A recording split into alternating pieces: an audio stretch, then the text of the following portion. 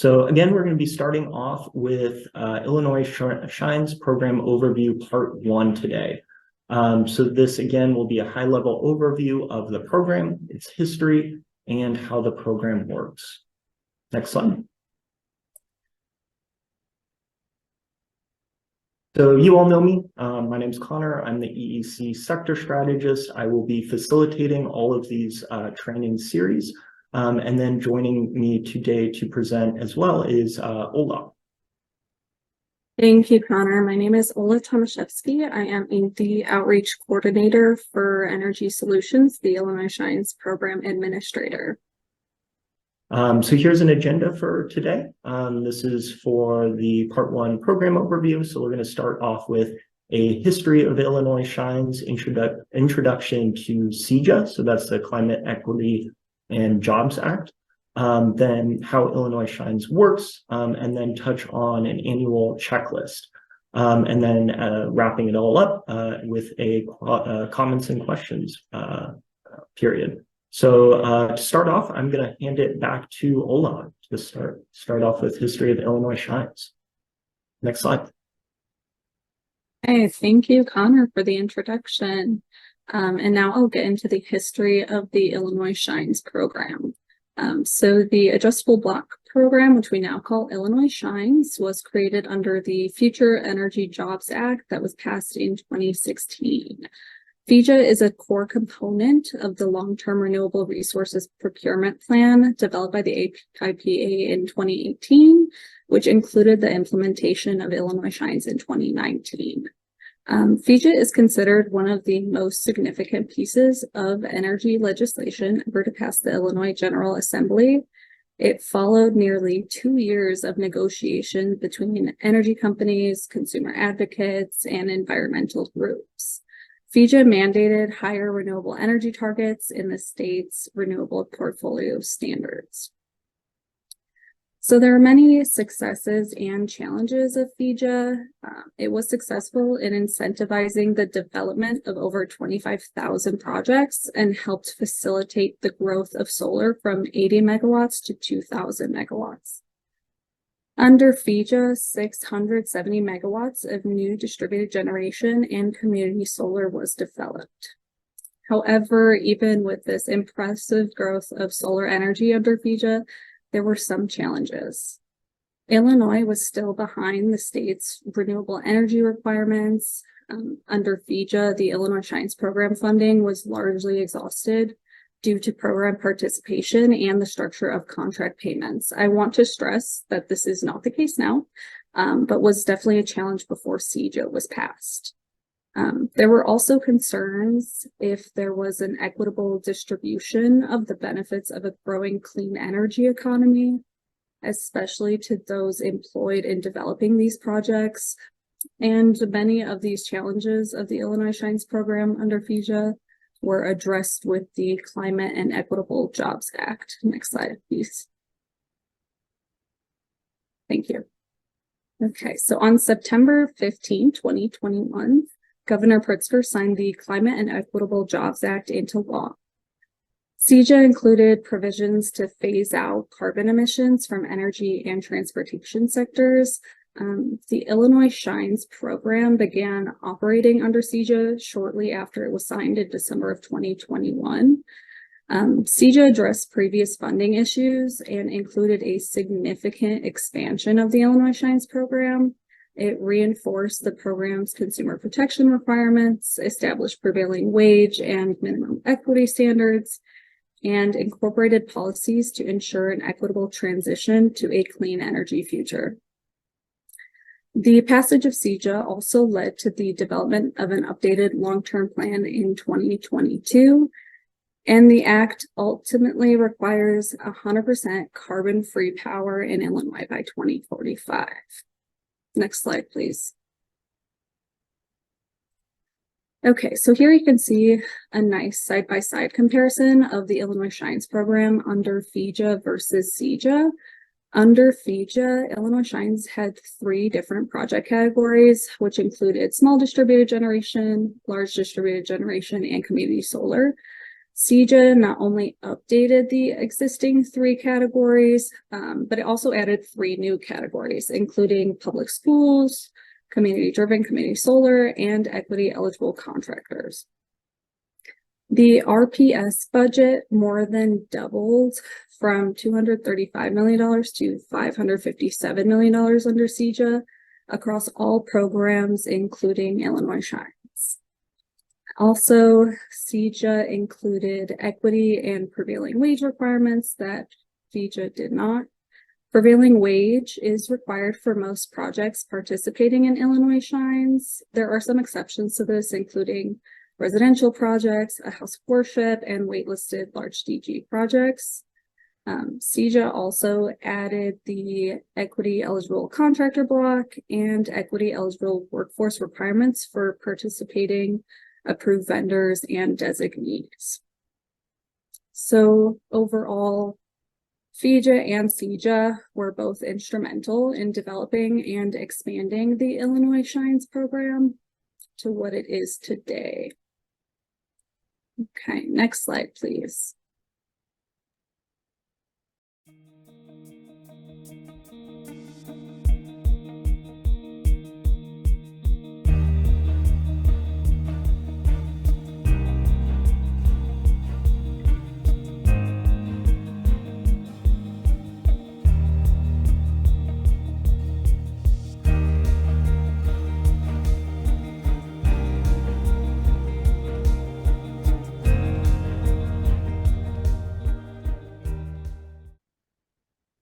Okay, so Illinois Shines is a state-administered incentive program supporting the development of new solar energy generation in Illinois. How does this program work? So Illinois utilities are required to demonstrate that renewable sources generate a certain portion of their energy. These are state-mandated requirements, also known as Renewable Portfolio Standards, RPS. The Illinois RPS is based on the concept of the purchase and retirement of renewable energy credits, or RECs, by utilities through programs administered by the IPA, such as the Illinois Shines program. Illinois Shines has set incentive amounts that are used to purchase RECs from approved vendors who develop renewable projects. The RECs purchased through the program are used by Illinois utilities to demonstrate that renewable sources generate a portion of their energy and are therefore meeting the RPS goals. Next slide. So what is a REC? Illinois Shines is based on the purchase and retirement of renewable energy credits. A REC is a non-tangible commodity that represents rights to the greenness of renewable energy production, including solar energy. Without the REC, there is no way to track the renewable aspect of energy generation. RECs are assigned a monetary value to incentivize the development of renewable generation, and one REC equals 1 megawatt hour. Next slide. So here's a breakdown between the REC buyers. So these are the electric utilities, the contractual parties on the REC contract, and the sellers, you approved vendors, and end use customers. So in terms of REC prices and calculations, the IPA sets REC prices each program year within each project category. Solar providers estimate the RECs that an individual project is projected to produce over a period of time, which are disclosed to customers, allowing customers to compare differently structured offers. So there's distributed generation.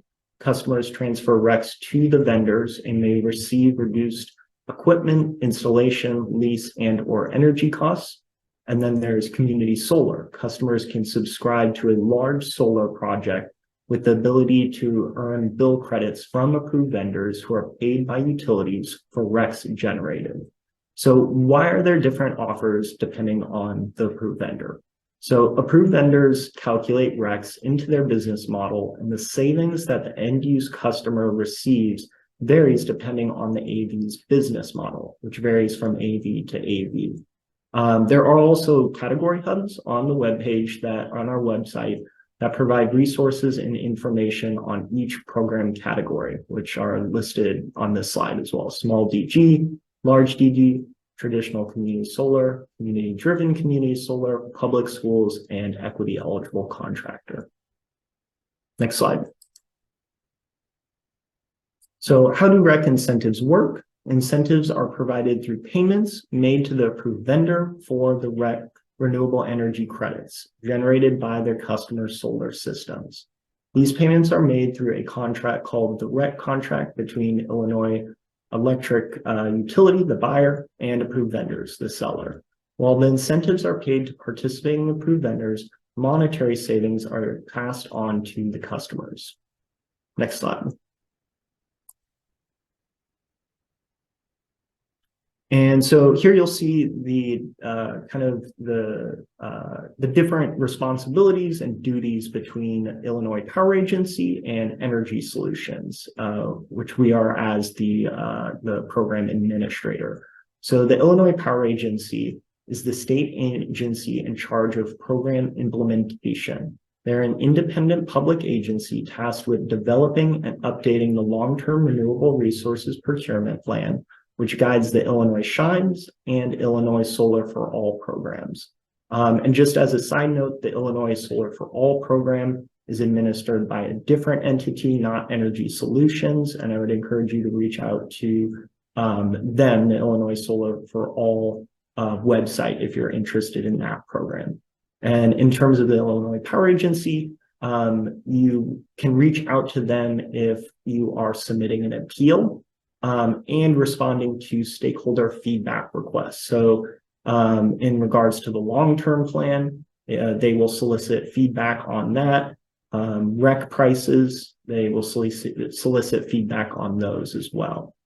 And then Energy Solutions, we are the Illinois Shines Program Administrator, perform daily administration of program duties, including Illinois Shines project application processing, providing support and resources to approved vendors, and providing program reports and announcements.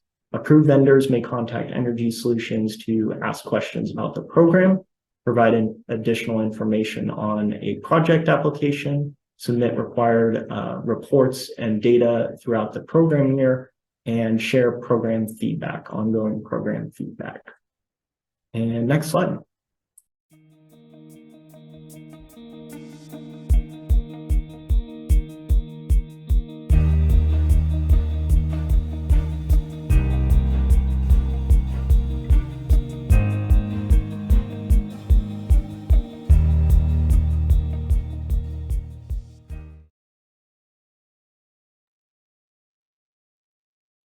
So in future presentations, we're going to go into this in more depth, and these are the approved vendor requirements. But this is a helpful checklist to just show you all right now, get you all familiarized with this.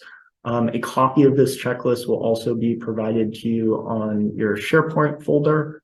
Note that all of these items are required of AVs regardless of whether they're submitting projects or not, excluding the last two. So these are really important that you do have to respond to and provide in a timely manner throughout your entire participation in the program.